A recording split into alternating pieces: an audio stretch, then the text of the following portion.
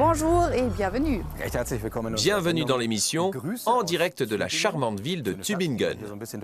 Quand on se promène dans ces ruelles, on a l'impression de faire un saut de plusieurs siècles dans le temps. Mais ne vous fiez pas aux jolies façades à colombage. Le haut débit numérique y sévit comme partout ailleurs. Depuis les révélations d'Edward Snowden, le lanceur d'alerte, nous savons que chacun d'entre nous peut être espionné sans vergogne. Et pas seulement par le champion actuel des écoutes, la NSA, l'Agence nationale de sécurité américaine, mais aussi par des cybercriminels. Pour eux, rien de plus simple. Chaque passage sur Internet laisse des traces. Il leur suffit de suivre les petits cailloux que nous semons. Aujourd'hui, nous allons nous intéresser aux méthodes utilisées par la NSA ou par des hackers mal intentionnés et nous allons voir comment nous protéger. On va faire une petite expérience. C'est sur moi qu'un espion va braquer ses antennes. Et devinez qui va jouer le rôle du méchant? C'est moi. Je serai le cyberespion qui va essayer de tout savoir sur Caro. Mais je ne serai pas seul. J'agirai avec la complicité d'une entreprise de sécurité informatique de Tübingen. Je ne serai pas seule non plus. Julia va me suivre avec sa caméra. Et ensuite, nous verrons si Gunnar a bien fouiné. Nos chemins se séparent ici. Bonne balade. À tout à l'heure. Tout de suite, on vous montre comment les mouchards informatiques suivent tous nos faits et gestes.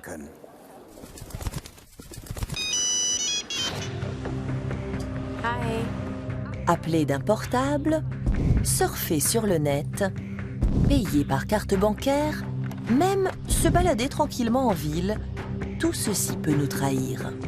Nous pouvons être espionnés partout et en permanence. Depuis qu'Edward Snowden a publié les documents secrets de la NSA, nous savons ce dont les autorités sont capables.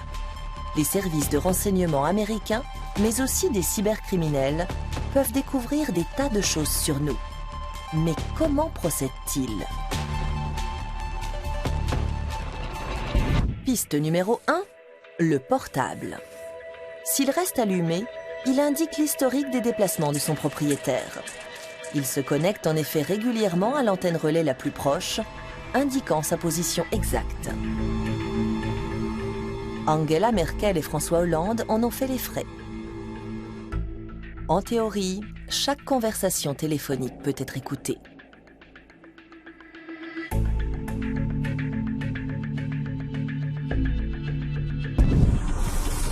Piste numéro 2, Internet. Quand nous surfons, nous sommes identifiables grâce à notre adresse IP, sorte de plaque d'immatriculation numérique. Les sites que nous visitons ne sont un secret ni pour notre fournisseur d'accès, ni pour la NSA. Les logiciels espions peuvent même lire les courriels non cryptés.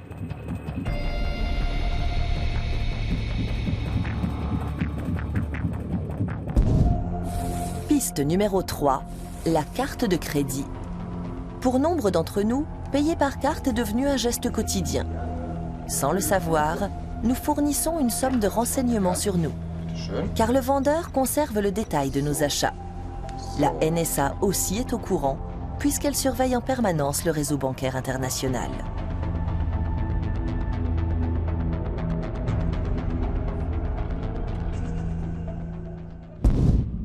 Piste numéro 4, les caméras de surveillance. Elles ont envahi l'espace public. Elles sont censées assurer notre protection, mais elles ne filment pas que les délinquants potentiels.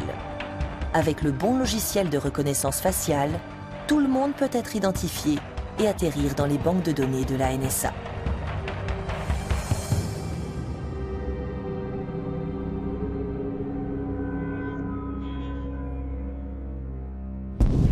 C'est un fait, nous laissons chaque jour beaucoup de traces derrière nous. Des données personnelles que la NSA semble collecter massivement.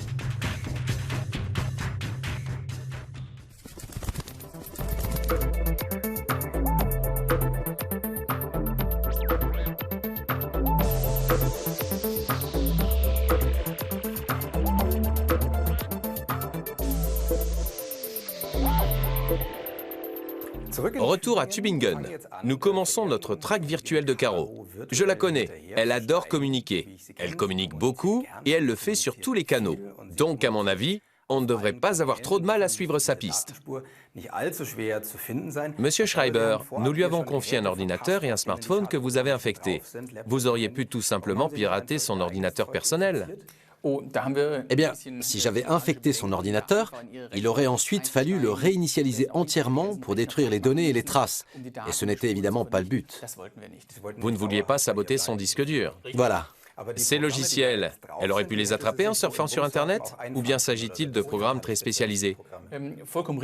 Effectivement, quand on navigue sur Internet, on peut être victime d'un cheval de Troie. Il peut aussi s'introduire dans nos appareils via des spams ou des téléchargements passifs. Je vois. C'est impressionnant et inquiétant à la fois. Là, on a les déplacements de Caro. Ça vient de son téléphone, je suppose. Oui, nous avons mis sur écoute le capteur GPS du téléphone. Mais on aurait aussi pu se brancher sur l'ordinateur portable, puisqu'il est également équipé d'un système de géolocalisation. Donc, le téléphone indique sa position et vous interceptez l'information. Oui, c'est ça. Alors, où est-elle allée? Elle s'est promenée à travers la ville, et on a le détail de tous les endroits où elle s'est arrêtée. C'est l'itinéraire type du touriste. Elle s'est rendue dans la vieille ville, et sur la place du marché, elle est allée voir la tour Hölderlin, et se trouve en ce moment-là, à l'endroit du 0. Et si on zoome, le pointeur nous indique qu'elle se trouve dans le fleuve, ce qui n'est évidemment pas le cas, bien sûr. Elle doit simplement être à proximité du pont Eberhard. C'est exposé au soleil? Si oui, je confirme tout de suite que c'est Caro. Oui, ça se peut. Pour l'instant, on n'a fait que la localiser. Admettons qu'elle téléphone. Est-ce que le logiciel peut écouter sa conversation? Absolument. Nous pouvons faire un enregistrement audio ou lire des SMS émis ou reçus sur son téléphone. Nous pouvons également activer la webcam de l'ordinateur portable. Et le micro du téléphone? Nous pouvons aussi l'activer à distance. Et j'ai d'ailleurs enregistré une de ces communications. Ah ouais, c'est vraiment magnifique. On est dans un trou complètement paumé, au sommet d'une montagne. Mais c'est vraiment très chouette. Et j'ai même pu me dégoter une des dernières chambres fumeurs. C'est elle, aucun doute. Il y a quelques jours, on était à Vienne. Elle a été enregistrée sans s'en apercevoir. Absolument. On a allumé le micro pour capter une éventuelle conversation qu'elle aurait eue dans sa chambre. Incroyable. Et vous pouvez aussi allumer la webcam de l'ordinateur portable? Oui, tout à fait. Et d'ailleurs, regardez, on peut voir en direct... Si elle est vraiment dans le fleuve. Oui, si elle a piqué une petite tête. Ah non, elle n'est même pas mouillée. Joli papier peint. En effet. Et si elle se connecte à son ordinateur pour écrire un mail? Vous pouvez le lire? Oui, on peut voir le contenu de son ordinateur. On a accès à tous les appareils qu'elle transporte avec elle. En fait, vous répondez par oui à toutes mes questions. C'est parce qu'on a le contrôle total de ces machines. On peut les utiliser comme si on les avait devant nous et je peux saisir des données comme je veux. Si vous êtes capable de faire tout ça, sans vouloir vous sous-estimer, on devine que la NSA peut faire beaucoup plus. Je suis convaincu que la NSA non seulement installe des logiciels de piratage pour espionner les téléphones et les ordinateurs suspects, mais aussi qu'elle est en mesure de capter des données personnelles directement auprès du fournisseur d'accès. Incroyable. On n'a plus aucune vie privée. On peut quand même se demander en quoi le bavardage sans queue ni tête de Caro pourrait intéresser les analystes de la NSA. Est-ce qu'il serait ignoré, enregistré à des fins d'analyse, ou bien pourrait-il se fondre dans la masse? La politique des agences de renseignement américaines est d'enregistrer un maximum de choses. Elles ont construit des immenses centres de traitement remplis de disques durs qui collectent les données en continu. Ensuite, elles vérifient qui communique avec qui connaît qui rencontre qui et quand, qui se trouve où à tel instant. La NSA peut ainsi facilement savoir qui se trouvait à un endroit précis. Par exemple, sur le pont Eberhard à Tübingen. Comment font-ils pour recouper aussi rapidement cette masse de données? Ils ont des ordinateurs aux algorithmes surpuissants capables de sauvegarder les données et de les exploiter ensuite. Les fameux algorithmes. Ils ne sont pas le monopole des Américains. On a parfois le sentiment que le monde entier repose sur des algorithmes, et ce n'est pas sans conséquence. À la bourse, une grande partie des transactions sont effectuées par des machines qui décide d'acheter ou de vendre des actions en quelques millièmes de seconde. Mais personne n'avait prévu l'incident du 6 mai 2010, lorsque les cours ont chuté brutalement et entraîné des pertes de plusieurs milliards à travers le monde. Les responsables? Les algorithmes, ces programmes informatiques qui tirent les ficelles. Outre la bourse, ils sont de plus en plus présents dans nos voitures et règnent en maître sur Internet. Un nombre croissant de tâches à haute responsabilité sont désormais déléguées à des algorithmes, lesquels gouvernent notre vie sans que nous nous en apercevions. Qu'est-ce que des algorithmes? Prendront-ils bientôt toutes les décisions à notre place? Il s'agit de programmes informatiques capables de résoudre un problème selon des règles prédéfinies. Et ils sont d'une efficacité redoutable. Les algorithmes sont des millions de fois plus rapides que l'homme. Ils ne connaissent pas l'erreur humaine, qui est la cause principale des accidents. Et ils sont 100% incorruptibles. Mais ils sont programmés par des humains. Prenons l'exemple des moteurs de recherche sur Internet. Google, par exemple, utilise des algorithmes. Pour chaque nouvelle recherche de l'internaute, le programme décide quel résultat montrer et dans quel ordre. À un détail près.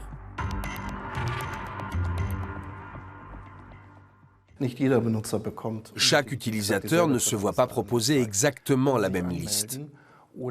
Si vous vous inscrivez ou si vous autorisez l'utilisation des cookies, Google peut alors reconstituer votre historique de recherche et tenter d'évaluer vos préférences pour ensuite adapter la liste des résultats.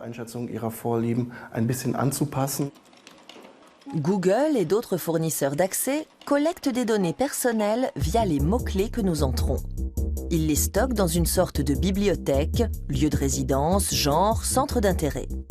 Lorsqu'un algorithme traite une recherche, il interroge cette masse de données et affiche les résultats les plus pertinents selon le profil de l'utilisateur.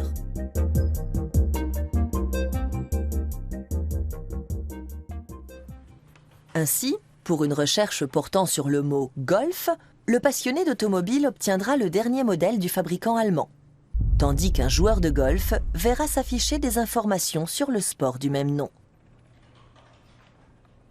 Les sites marchands regardent eux aussi leurs clients à la loupe. Exemple, Amazon. Un algorithme étudie notre panier et le compare avec celui d'autres acheteurs. L'entreprise nous propose ensuite des produits similaires. À chaque nouvel achat, le programme affine les préférences de chaque client. À première vue, une pratique inoffensive est même utile, mais qui, en fait, nous donne à voir une réalité tronquée. Pour moi, le risque, c'est d'avoir des listes de résultats qui ne reflètent que ses propres opinions. Sur le plan politique, par exemple. Si bien qu'un jour, on aura l'impression que le monde entier partage nos points de vue, ce qui n'est pas forcément souhaitable. Les algorithmes contrôlent aussi de plus en plus les voitures modernes. L'assistant de trajectoire, par exemple, détecte les situations dangereuses et avertit le conducteur qu'il risque de franchir involontairement la ligne. Un autre système permet de signaler la présence de véhicules dans l'angle mort. Si le conducteur change de voie sans regarder, il est alerté par un signal lumineux sur le tableau de bord. Le but des systèmes d'aide à la conduite, c'est avant tout d'éviter les accidents ou d'en atténuer la gravité. Ils sont là pour rappeler le conducteur à l'ordre s'il a un moment d'inattention. Un fabricant automobile nous fait une démonstration. Il teste un système d'aide au freinage d'urgence dont il devrait bientôt équiper tous les modèles de la marque. Un dispositif simule un embouteillage. Le capteur radar surveille en permanence la distance entre le véhicule et l'obstacle. La caméra sait identifier les voitures ou les glissières de sécurité. Si le véhicule est sur le point de percuter un obstacle, le conducteur est averti par un signal sonore et invité à freiner. S'il ne réagit pas, l'aide au freinage d'urgence prend le relais.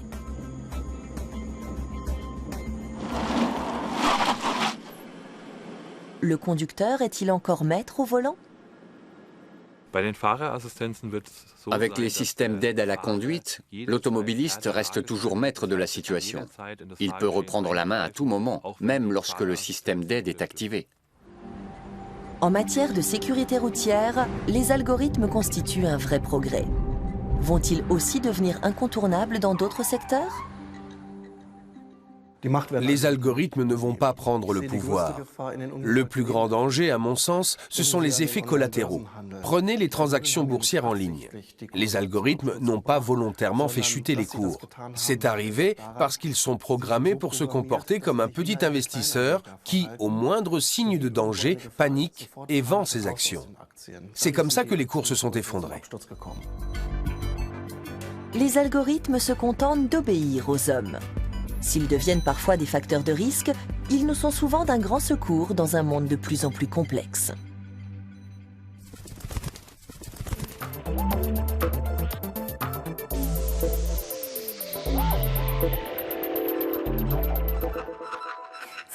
Je suis impatiente de savoir ce que vous avez découvert sur moi après ces quelques jours d'espionnage. Nous avons appris pas mal de choses. Nous connaissons votre nom ainsi que votre adresse exacte. Nous savons que vous êtes marié, que vous avez un enfant. Et nous avons aussi découvert le code de votre réseau local sans fil. Flûte. Nous avons également récupéré pas mal d'informations à partir de votre ordinateur portable et de votre téléphone, notamment sur vos centres d'intérêt. Je vous montre. Des chaussures. Plus précisément, des bottes en caoutchouc. Tu as besoin de bottes en caoutchouc? Urgemment. Vous aimez les lampes originales? Oui, j'adore ces petits lapins. On passe au rayon chaussures hors de prix. J'ai vu des bottines à lacets à 375 €. Oui, que je n'ai pas acheté parce que j'avais pas assez sur mon compte, ce que vous savez probablement. C'est du fétichisme. On n'a pas piraté votre compte, car vous n'avez pas fait d'achat en ligne. Vous avez de la chance. Mais vous l'auriez fait si elle... Si je les avais achetés. Absolument, car on aurait eu accès à votre compte. On aurait même pu effectuer des paiements, vu qu'on avait le contrôle de votre smartphone et de votre ordinateur. Ensuite, vous avez programmé vos vacances. En France. Sur la Côte d'Azur, je vois vos dates de départ et de retour. Je sais où vous dormirez et je sais que vous voyagerez avec 7 personnes. Oui, on est nombreux. Et tu ne m'as même pas invité. Tu veux venir? Merci. On sera peut-être 8 du coup. Et tu me l'apprends comme ça? Encore cette lampe. Vous l'avez regardé dans 2 boutiques différentes. Ah, une chose très importante. Je vous conseille de changer rapidement votre code PIN de thecloud.com. Je l'ai craqué. Vous avez récolté un paquet de renseignements sur moi. Comment éviter ce genre de choses? C'est un peu gênant quand même. Surtout cette lampe lapin. D'abord, il est capital de bien protéger votre ordinateur avec un antivirus et des mises à jour régulières. Il faut aussi faire preuve de bon sens. Quand vous recevez des fichiers PDF ou Office, il ne faut les ouvrir que si vous connaissez l'expéditeur. Si elle avait eu un antivirus, il aurait détecté les logiciels malveillants et on aurait pu les éliminer? Dans certaines conditions, oui. Mais les cybercriminels savent paramétrer leurs logiciels pour qu'ils ne soient pas détectés par des antivirus. Un antivirus est une bonne chose, mais ce n'est pas fiable à 100%. Et les smartphones lambda, est-ce qu'ils sont vraiment sûrs? Tout dépend de l'ampleur des moyens mis en œuvre par l'agresseur. En général, les smartphones sont sûrs. Mais s'il est décidé, un cyberdélinquant est capable de pirater le vôtre avec un cheval de Troie ou autre. L'ordinateur de Caro est désormais infecté. Et comme en plus on connaît son mot de passe, elle ne peut plus rien faire. Est-ce que sur mon ordinateur, j'espère d'ailleurs qu'il n'est pas vérolé, je peux éviter cela en choisissant des mots de passe plus compliqués? Le choix d'un bon mot de passe, c'est le b.a.-ba de la sécurité informatique. Oui, effectivement, on l'a bien compris. Tout de suite, on vous explique ce qu'est un bon mot de passe. Alexander participe à des enchères en ligne. Il se connecte à son compte client sans se douter de rien. Il fait une offre à 45 € pour ce circuit automobile. Et tout à coup, grosse frayeur, le montant qui s'affiche s'élève à 2 400 €. Au début, j'ai paniqué. Je ne comprenais pas ce qui se passait. Si l'enchère s'était terminée là, je n'aurais pas pu payer. Des tiers ont réussi à déchiffrer son mot de passe et ont ainsi pu accéder à son compte client. Un problème de plus en plus récurrent. C'est un danger très présent sur le net. Beaucoup de programmes vous conseillent automatiquement un mot de passe. Il est primordial d'en choisir un bon. A fortiori pour notre boîte aux lettres numérique, car ce mot de passe permet l'accès à d'autres services, comme les réseaux sociaux ou l'achat en ligne. L'accès à ces services a beau être protégé par des mots de passe, ceux-ci sont souvent choisis à la légère. Des suites de chiffres simples, le mot « mot de passe », sa date d'anniversaire ou des petits noms affectueux sont du pain béni pour les hackers. Et la sanction peut être radicale. Qu'est-ce qu'un mot de passe sûr? Et comment faire pour qu'il le reste? Craquer des mots de passe, Dirk Reimers fait ça à longueur de journée. Cet informaticien travaille pour une société de conseil en sécurité informatique pour les entreprises et les pouvoirs publics. Craquer un mot de passe est un jeu d'enfant si on a les bons outils. Et ces outils sont disponibles gratuitement sur Internet. J'entre des mots de passe et la machine fait le reste. Pour faire le test, nous choisissons un mot pas trop long dans le dictionnaire, secret. Dirk Reimers va tenter de le décrypter avec un outil qu'utilisent les hackers professionnels, une sorte de banque de données répertoriant tous les codes alphanumériques. Le programme teste 8 milliards de combinaisons par seconde. Va-t-il trouver la bonne?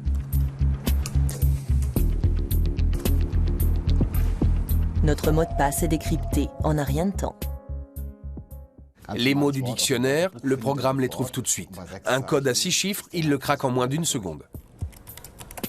Nous essayons une variante plus compliquée qui associe des minuscules, des majuscules et des chiffres.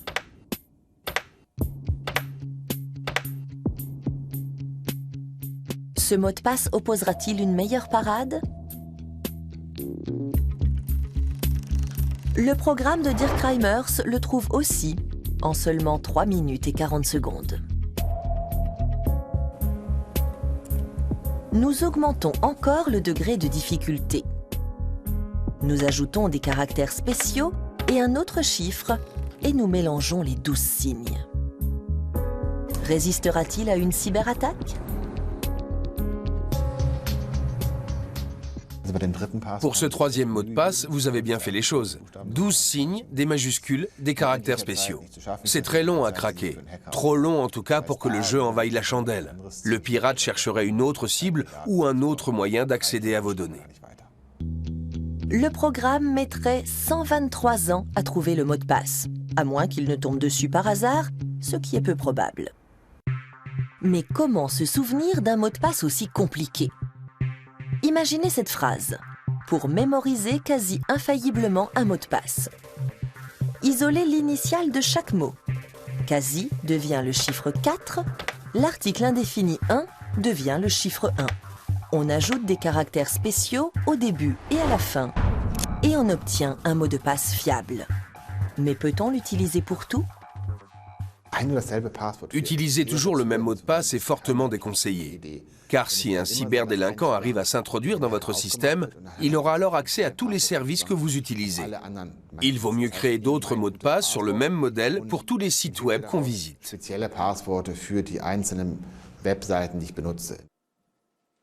Vous pouvez par exemple intégrer le nom du vendeur. Mais attention, ne notez jamais vos mots de passe et ne les laissez jamais à proximité de votre ordinateur. Faites plutôt l'effort de les retenir, ne les communiquez à personne et composez-les discrètement. Il est en outre recommandé d'en changer régulièrement. Un courriel qui vous demande de saisir des données personnelles peut être une tentative d'hameçonnage, une technique frauduleuse utilisée pour récolter des informations privées. En cas de doute, le détruire. Alexander a eu de la chance. Il a aussitôt écrit au site d'enchères et n'a pas été obligé de payer les 2 400 €. Et il a renforcé son mot de passe.